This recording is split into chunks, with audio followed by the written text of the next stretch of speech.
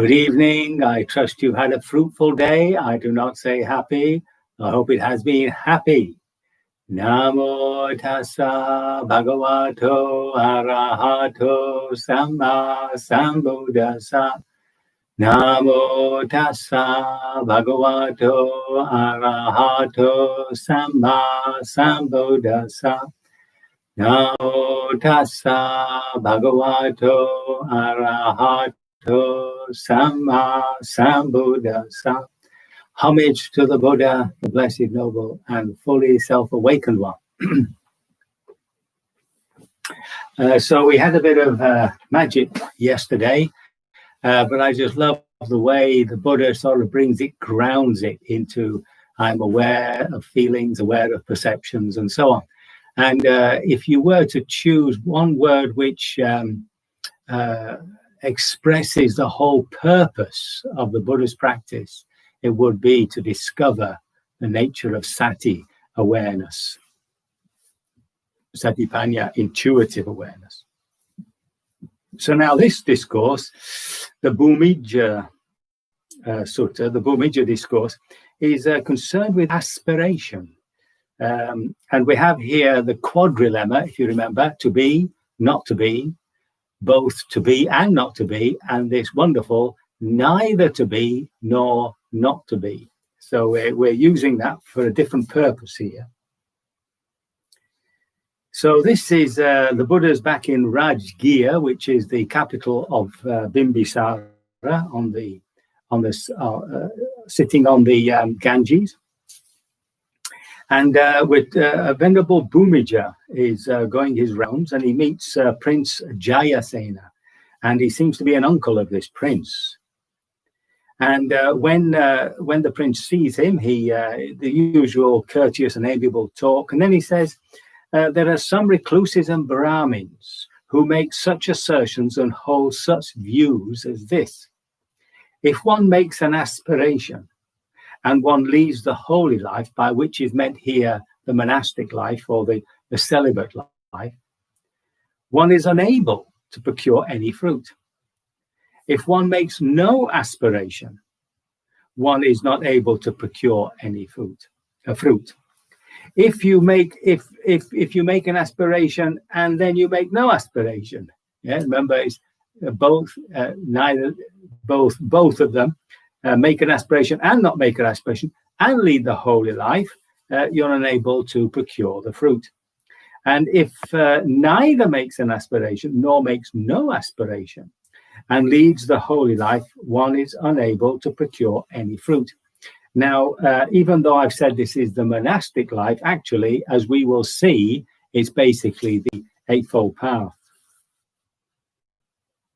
Now, what Bhumija says is, or answers, I've not heard or learnt that from the Blessed One's own lips, Prince, but it is possible that the Blessed One might say thus, if one makes an aspiration and one leads the holy life unwisely, one is unable to procure any fruit.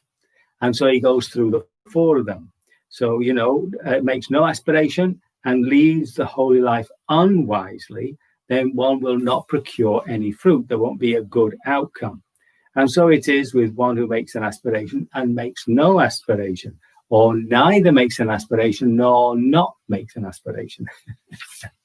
So they won't make it. However, he says, if one makes an aspiration and leads the holy life wisely, then one will procure fruit. And so he goes through the quadrilemma. So the difference here is an aspiration and to lead the holy life in a wise way. Now, I've not learnt this from the Blessed One's own lips, but it is possible that the Blessed One would answer as I have stated. The prince. Now, if Master Bhumija's teacher speaks thus, if he declares thus, then it certainly seems that the Venerable Bhumija's teacher stands ahead of all the ordinary recluses and Brahmins. So, and then Prince Jayasena served the Venerable One from his own dish of milk rice, which was a bit of a delicacy. And after his arms round, etc., Bhumija went back to the monastery, and there was the Buddha. And this is what he said, of course, to the Blessed One. I hope, having told him, he said, I hope I've answered as you would have answered. I said what has been said by the Blessed One and did not misrepresent him with what is contrary to fact. So that's what he's hoping. And then there's this lovely sentence that we've had before in many discourses. I hope I explained in accordance with the Dharma in such a way that nothing which provides a ground for censure can be legitimately deduced from my assertion. Yeah, I just find that sentence rather chuckling. Now, the Buddha replies, oh, absolutely, surely, you've answered as I would have answered in so many words, you see. And then the Buddha says, when recluses and Brahmins have a wrong view, wrong intention, wrong speech, wrong action, wrong livelihood, wrong effort, wrong mindfulness, and wrong concentration. So there's your eightfold path. If they make an aspiration and they lead the holy life, they're unable to procure the fruit. So an aspiration, a desire. So one joins an order, or one joins the practice of Buddhism with an aspiration. It might be a simple aspiration to to lead a more easy life, to try and overcome one's anxieties and angers and all that sort of stuff. It can be just on that very simple basis. It could be to improve relationships, and it could have this far-reaching aspiration to become fully liberated from all suffering, to achieve nibbana. But here he says that if you're not on the right path, it's an absolute waste of time. Because he says the wrong path is not a proper method for procuring fruit. Okay, so now we have these usual metaphors to try and get this across. Supposing a man needing oil, seeking oil, wandering in search of oil, were to heap up gravel in a tub, sprinkle it all over with water and press it, then if he'd made an aspiration and acted thus, he would be unable to procure any oil. And then he goes through the quadrilemma. If he hadn't, if he both had and hadn't, and if he neither had nor hadn't. Because it's not the proper method for procuring oil. Now, suppose a man needing milk, seeking milk, wandering in search of milk, were to pull a recently calved cow by the horn, thinking to milk her by the horn. Well, of course, he made an aspiration. I want milk. And he'd gone through the quadrilemma. He made no aspiration and so on. But he still pulled on the horn. Then this is not the proper method for procuring milk, and therefore there be no fruit. Supposing a man needing butter, seeking butter, wandering in search of butter, were to pour water into a churn and churn it with a churning stick. Now, he made an aspiration, I want butter, but of course, all the ingredients are wrong and the methodology is not quite right, and therefore, this is not the proper method for procuring butter, and he would, of course, be disappointed.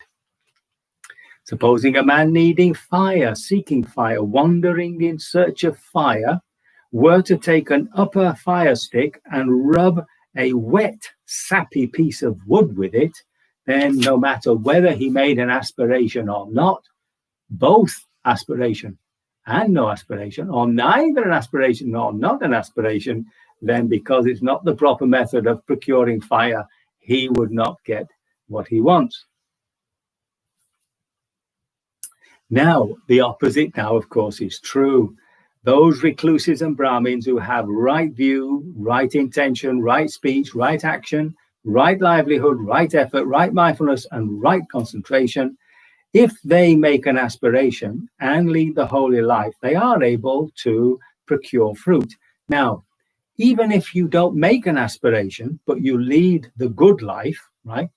Then they are able to procure fruit. So this means that you might say to yourself, I'm doing this for this reason, and because you're following the right path, it should bear some fruit. But even if you had a sort of hazy idea of what you wanted or didn't want anything in particular, but you led the good life, here the holy life, remember, is the Eightfold Path. Well, we're all following the Eightfold Path. So if you lead the good life without any particular aspiration, just that will lead you to a good result. Now, this reminds me of sailors going down the side of Africa, and often they would come across the doldrums, and the doldrums were the places where there was no wind, so that the ship would seem to be just stuck in the middle of the ocean. And it was a frightening time, obviously, for sailors, but unwittingly, of course, the flow of the ocean was gently carrying them down the side of Africa. So that's what I understand by this, that even though a person doesn't have any particular aspiration, doesn't particularly want anything from the practice, but still does the practice with right view, right action, right livelihood, etc., etc., that will gently carry them down the path of enlightenment or awakening. So now, of course, we have the metaphors. Needing oil, seeking oil, wandering in search of oil, were to heap up sesamum seed, sesamum flour in a tub, sprinkle it all over and press it. So this is how you get oil from sesamum flour. So there's a little trick for you. So, and of course, because he's done a right method, then he'll bear the fruit, even though he makes no aspiration, or neither makes no aspiration nor no aspiration. Same with milk, needing milk, seeking milk, wandering in search of milk, were to pull a recently calved cow by her udder. Then, of course, he would have the milk. And then suppose a man needing butter, seeking butter, wandering in search of butter, were to pour curd into a churn and churn it with a churning stick. Then, because he'd made the aspiration, if he made no aspiration, if he both made an aspiration and made no aspiration, and if he neither made an aspiration nor made no aspiration and acted thus, he would still be able to procure butter. So that's the point, you see. Why? Because it's the proper method. Supposing a man needing fire, seeking fire, wandering in search of fire, were to make the upper fire stick and rub a dry, sapless piece of wood with it, then if he made the aspiration, or even if he made no aspiration, though it's a bit difficult to think that you go to the trouble of rubbing sticks with aspiration to make fire, but even so, and if both made an aspiration or made no aspiration, neither made an aspiration nor no aspiration and acted upon it, he would thus be able to procure fire. Why is that? Because this is the proper method for procuring fire. Now, the Buddha says, Bhumija, if these four similes had occurred to you with reference to Prince Jayasena, he would have spontaneously acquired confidence in you, and being confident would have shown his confidence in you. So this is, I know this is still an age where stories, metaphors, ideas can have seemingly a great effect on people. I'm not so sure that works for us these days so much. We're so scientific, inverted commas, so logical and precise. And Venerable Sir, says Bhumija, how could these similes have occurred to me with reference to Prince Jayasena, as they occur to the Blessed One, since they are spontaneous and have never been heard before? So I think we can take it that the Buddha was very good at offering these images, these similes, these metaphors to balance the sort of dry explanation of his teachings. This is what the Blessed One said, and the Venerable Bhumija was satisfied and, of course, delighted in the Blessed One's words. So I think that's there's an interesting point there about aspiration. If we just follow the path, then that will take us. And it sort of reminds me really of beginner's mind. This is the great Zen saying, where a person comes into the practice with no idea, no idea at all. And that was similar to me, really. And because you've got no idea and because you've got no big aim, you just do the practice as a beginner with wide eyes and an open mouth. Then, of course, you get the benefit of the practice, because the practice itself is what's doing the work. So anyway, I hope this discourse will have inspired you. Not to make too many not to worry whether you have an aspiration or not, and that you will continue following the Eightfold Path and become fully liberated from all suffering sooner rather than later. So we can do a little practice.